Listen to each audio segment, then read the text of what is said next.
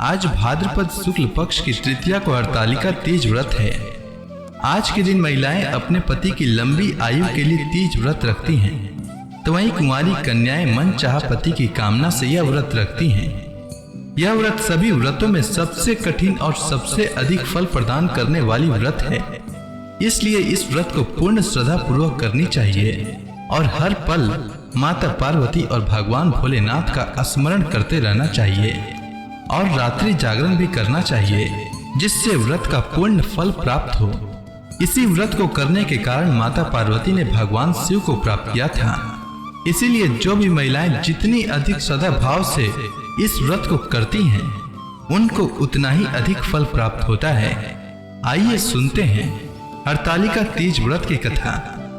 सूत जी कहते हैं, मंदार की माला से जिनका केश पास अलंकृत है और मुंडों की माला से जिनकी जटा अलंकृत है, जो दिव्य वस्त्र धारण की हैं और जो दिगंबर हैं, ऐसे श्री पार्वती जी तथा श्री शिव जी को प्रणाम करता हूँ। रमणीक कैलाश पर्वत के शिखर पर बैठी हुई श्री पार्वती जी कहती हैं, हे महेश्वर, हमें कोई गुप्त व्रत या पूजन बताइए जो सब धर्मों से सरल हो, जिसमें परिश्रम भी कम करना पड़े लेकिन फल अधिक मिले। हे नाथ, यदि आप मुझ पर प्रसन्न हो तो यह विधान बताइए। हे प्रभु, किस तप व्रत या दान आदि से मध्य और अंत रहित आप जैसे महाप्रभु हमको प्राप्त हुए हैं। शिव जी बोले, हे देवी सुनो, मैं तुमको एक व्रत जो मेरा सर्वस्व और छिपाने योग्य है, लेकिन तुम्हारे प्रेम के वशीभूत होकर मैं तुम्हें बतलाता हूँ। शिव जी ने कहा, भारतवर्ष में जैसे नक्षत्रों में चंद्रमा, ग्रहों में सूर्य, वर्णों में ब्राह्मण, देवताओं में विष्णु भगवान, नदियों में गंगा और पुराणों में महाभारत और वेदों में सामवेद तथा इंद्रियों में मन श्रेष्ठ है, सब पुराणों और वेदों का सर्वस्व जिस तरह कहा गया है, मैं तुम्हें एक प्राचीन व्रत बतलाता हूँ। एकाग्र मन से सुनो। जिस व्रत के प्रभाव से तुमने मेरा आधा आसन प्राप्त किया है, वह मैं तुमको बतलाऊंगा, क्योंकि तुम मेरी प्रेयसी हो। भाद्रपद मास में हस्त नक्षत्र से युक्त शुक्ल पक्ष की तृतीया तिथि को उसका अनुष्ठान मात्र करने से स्त्रियां सब पापों से मुक्त हो जाती हैं। हे देवी, तुमने आज से बहुत दिनों पहले हिमालय पर्वत पर इस व्रत को किया था। यह वृतांत मैं तुमसे कहूंगा। पार्वती जी ने पूछा, हे नाथ, मैंने क्यों यह व्रत किया था? यह सब आपके मुख से सुनना चाहती हूँ। तब भगवान शिव ने कहा, उत्तर की ओर एक बड़ा रमणीक और पर्वतों में श्रेष्ठ हिमवान नामक पर्वत है। उसके आसपास तरह तरह की भूमियां हैं, तरह तरह के वृक्ष उस पर लगे हुए हैं। नाना प्रकार के पक्षी और अनेक प्रकार के पशु उस पर निवास करते हैं। वहां पहुंचकर गंधर्वों के साथ बहुत से देवता, सिद्ध, चारण, पक्षीगण सर्वदा प्रसन्न मन से विचरते हैं। वहां पहुंचकर गंधर्व गाते हैं, अप्सराएं नाचती हैं। उस पर्वतराज के कितने ही शिखर ऐसे हैं कि जिनमें स्फटिक रत्न और वैदुर्य मणि आदि की खाने भरी है। यह पर्वत ऊंचा तो इतना अधिक है कि मित्र के घर की तरह समझकर आकाश का स्पर्श किए रहता है। उसके समस्त शिखर सदैव हिम से आच्छादित रहते हैं और गंगा जल की ध्वनि सदा सुनाई देती रहती है। हे पार्वती, तुमने बाल्यकाल में उसी पर्वत पर तपस्या की थी। 12 वर्षों तक उल्टी टंग कर केवल धुआं पी कर रही, 64 वर्षों तक सूखे पत्ते खाकर रही। माघ मास में तुम जल में बैठी रहती, सावन महीने में जल बरसता तो तुम भूखी प्यासी रहकर मैदान में बैठी रहती थी। तुम्हारे पिता इस तरह के कष्ट सहन को देखकर बड़े दुखी हुए। वे चिंता में पड़ गए कि मैं अपनी कन्या किसको दूं। उसी समय नारद जी वहां आ पहुंचे। मुनि श्रेष्ठ नारद जी उस समय तुम्हें देखने गए थे। नारद जी को देखकर गिरिराज ने अर्घ्य पाद्य आसन आदि देकर उनकी पूजा की और कहा, हे स्वामी, आप किस लिए आए हैं? मेरा अहोभाग्य है, आपका आगमन मेरे लिए बहुत अच्छा है। नारद जी ने कहा, हे पर्वतराज सुनो, मैं भगवान विष्णु का भेजा हुआ आपके पास आया हूँ। आपको चाहिए कि यह योग्य कन्या रत्न किसी योग्य वर को दे। भगवान विष्णु के समान योग्य वर ब्रह्मा, विष्णु, इंद्र, इनमें से कोई भी नहीं है। इसलिए मैं यही कहूंगा कि आप अपनी कन्या भगवान विष्णु को ही दें। हिमवान ने कहा, भगवान विष्णु स्वयं मेरी कन्या ले रहे हैं और आप यह संदेश लेकर आए हैं, तो मैं उनके सिवा और किसे कन्या दे सकता हूँ? मैं उन्हें ही कन्या दूंगा, ऐसा मेरा वचन है। हिमवान की इतनी बात सुनकर मुनिराज नारद आकाश में विलीन हो गए। वे पीताम्बर, शंख, चक्र और गदाधारी भगवान विष्णु के पास पहुंचे और उनसे हाथ जोड़कर कहा, हे भगवान, मैंने आपका विवाह पार्वती जी से पक्का करा दिया है। उधर पर्वतराज तुम्हारे पास आकर कहते हैं, हे पुत्री, मैंने तुम्हारा विवाह भगवान विष्णु से पक्का कर दिया है। तब पिता की बात सुनकर तुम बिना उत्तर दिए ही अपनी सखी के घर चली गई। वहीं जमीन पर पड़कर तुम बड़ी दुखी होती हुई विलाप करने लगी। तुमको इस तरह विलाप करते देखकर सखी बोली, तुम क्यों इतना दुखी हो? इसका कारण बताओ। तुम्हारी जो कुछ भी इच्छा होगी मैं यथाशक्ति उसको पूरा करने की चेष्टा करूंगी, इसमें कोई संशय नहीं है। तब तुमने कहा, मेरी जो कुछ भी अभिलाषा है उसे तुम प्रेम पूर्वक सुनो। मैं एकमात्र शिव जी को अपना पति बनाना चाहती हूँ, इसमें कुछ भी संशय नहीं है। मेरे इस विचार को पिताजी ने ठुकरा दिया है, इससे मैं अपने शरीर को त्याग दूंगी। तुम्हारी यह बात सुनकर सखियों ने कहा कि शरीर का त्याग न करो, चलो किसी ऐसे वन को चले जहाँ पिता को पता न लगे। ऐसी सलाह कर तुम वैसे वन में जा पहुंची। उधर तुम्हारे पिता घर घर तुम्हें खोजने लगे। दूतों द्वारा भी खबर लेने लगे कि कौन देवता या किन्नर मेरी पुत्री को हर ले गया है। उन्होंने मन ही मन कहा, मैं नारद जी के आगे प्रतिज्ञा कर चुका हूँ कि अपनी पुत्री भगवान विष्णु को दूंगा। ऐसा सोचते सोचते हिमवान मूर्छित हो गए। गिरिराज को मूर्छित देखकर सब लोग हाहाकार करते हुए दौड़ पड़े। जब होश हुआ तो सब पूछने लगे कि गिरिराज, आप अपनी मूर्छा का कारण बताइए। हिमवान ने कहा, आप लोग मेरे दुख का कारण सुने। न मालूम कौन मेरी कन्या को हर ले गया है। ऐसा नहीं हुआ तो उसे किसी काले सांप ने काट लिया या सिंह खा गए होंगे। हाय, मेरी बेटी कहाँ गई? किसी दुष्ट ने मेरी पुत्री को मार डाला। ऐसा कह वे वायु के झोंके से कांपते हुए वृक्ष के समान कांपने लगे। इसके बाद हिमवान तुम्हें वन वन खोजने लगे। वह वन भी सिंह, भालू, हिंसक जंतुओं से बड़ा भयानक हो रहा था।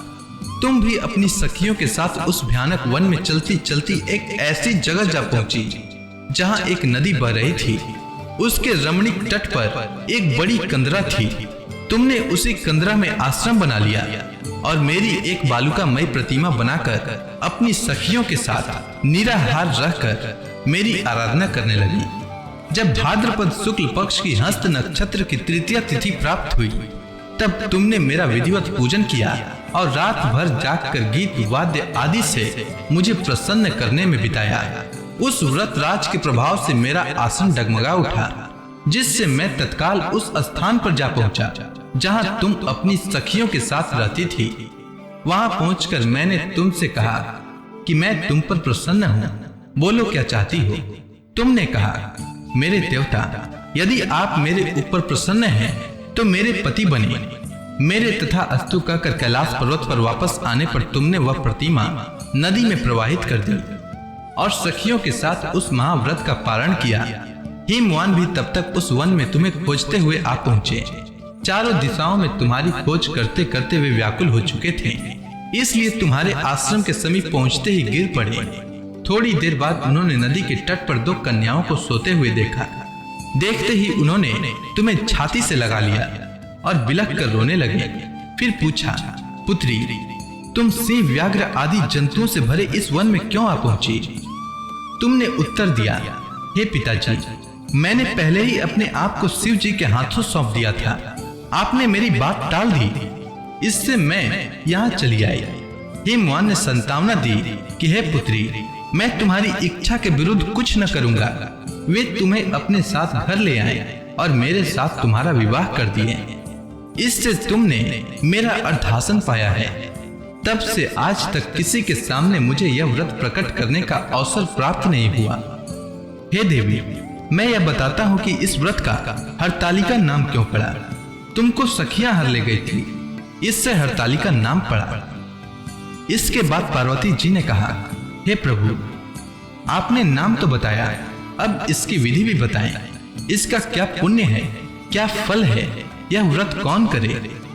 तब भगवान शिव जी ने पार्वती जी से कहा, हे देवी, मैंने समस्त स्त्री जाति की भलाई के लिए यह उत्तम व्रत बतलाया है। जो स्त्री अपने सौभाग्य की रक्षा करना चाहती हो वह यत्न पूर्वक इस व्रत को करे। केले के खंभे आदि से सुशोभित एक सुंदर मंडप बनावे, उसमें रंग बिरंग के रेशमी कपड़ों से चंदोवा लगाकर चंदन आदि सुगंधित द्रव्यों से वह मंडप लिपवावे। फिर शंख, भेरी, मृदंग आदि बाजे बजाते हुए बहुत से लोग एकत्रित होकर तरह तरह के मंगलाचार करते हुए उस मंडप में पार्वती तथा शिव जी की प्रतिमा स्थापित करे। उस रोज दिन भर उपवास कर बहुत से सुगंधित फूल, सुगंध और मनोहर धूप, नाना प्रकार के नैवेद्य आदि एकत्र कर मेरी पूजा करे और रात भर जागरण करे। ऊपर जो जो वस्तुएं गिनाई गई है उनके अतिरिक्त नारियल, सुपारी, जंबीरी, नींबू, लौंग, अनार और नारंगी आदि जो जो फल प्राप्त हो सके उन्हें इकट्ठा कर ले। उस ऋतु में जो फल तथा फूल मिल सके विशेष रूप से रखें। इसके बाद धूप दीप आदि से पूजन कर प्रार्थना करें, हे शिवे, शिव रूपिणी, हे मंगले, सब अर्थों को देने वाली हे देवी, हे शिव रूपे आपको नमस्कार है, हे शिव रूपे आपको सदा के लिए नमस्कार है, हे ब्रह्म रूपिणी आपको नमस्कार है, हे जगदात्री आपको नमस्कार है, हे सिंह वाहिनी संसार के भय से भयभीत मुझ दिन की रक्षा करें। इस कामना की पूर्ति के लिए मैंने आपकी पूजा की है। हे पार्वती, मुझे राज्य और सौभाग्य दे, मुझ पर प्रसन्न होवें। इन्हीं मंत्रों से पार्वती तथा शिव जी की पूजा करें। तदंतर विधि पूर्वक कथा सुने और ब्राह्मण को वस्त्र, गौ और सुवर्ण आदि देवे। इस तरह एक चित होकर स्त्री पुरुष दोनों एक साथ पूजन करें। फिर वस्त्र आदि जो कुछ हो उसका संकल्प करें। हे देवी, जो स्त्री इस प्रकार पूजन करती हैं वह सब पापों से छूट जाती हैं और उसे 7 जन्म तक सुख तथा सौभाग्य प्राप्त होता है। जो स्त्री तृतीया तिथि का व्रत न कर अन्न भक्षण करती हैं तो वह 7 जन्म तक बंध्या रहती है और उसको बार बार विधवा होना पड़ता है। वह सदा दरिद्र, पुत्र शोक से शोकाकुल, स्वभाव की झगड़ालू, सदा दुख भोगने वाली होती है और उपवास न करने वाली स्त्री अंत में घोर नरक में जाती है। मांसाहार करने से बाघिन, दही खाने से बिल्ली, मिठाई खाने से चींटी और कुछ खाने से मक्खी होती है। तीज को अन्न खाने से सुकरी, फल खाने से बंदरिया, पानी पीने से जोंक, दूध पीने से सांपिन, उस रोज सोने से अजगरी और पति को धोखा देने से मुर्गी होती है। इसलिए सभी स्त्रियां व्रत अवश्य करें। दूसरे दिन स्वर्ण, चांदी, तांबा अथवा बांस के पात्र में अन्न भरकर ब्राह्मण को दान दें और पारण करें। जो स्त्री इस प्रकार व्रत करती हैं वह मेरे समान पति पाती हैं और जब वह मरने लगती है तो तुम्हारे समान उसका रूप हो जाता है। उसे सब प्रकार के सांसारिक भोग और सायुज्य मुक्ति मिल जाती है। इस हरतालिका की व्रत कथा मात्र सुन लेने से प्राणी को 1000 अश्वमेध और सैकड़ों वाजपेय यज्ञ करने का फल प्राप्त होता है। हे देवी, मैंने यह सब व्रतों में उत्तम व्रत बतलाया है जिसके करने से प्राणी सब पापों से छूट जाता है। इसमें कुछ भी संशय नहीं है। तो इसी के साथ हरतालिका तीज व्रत कथा पूर्ण होती है। तो प्रेम से बोलिए भगवान भोलेनाथ की जय, माता पार्वती की जय, समस्त देवी देवताओं की जय। हर हर महादेव।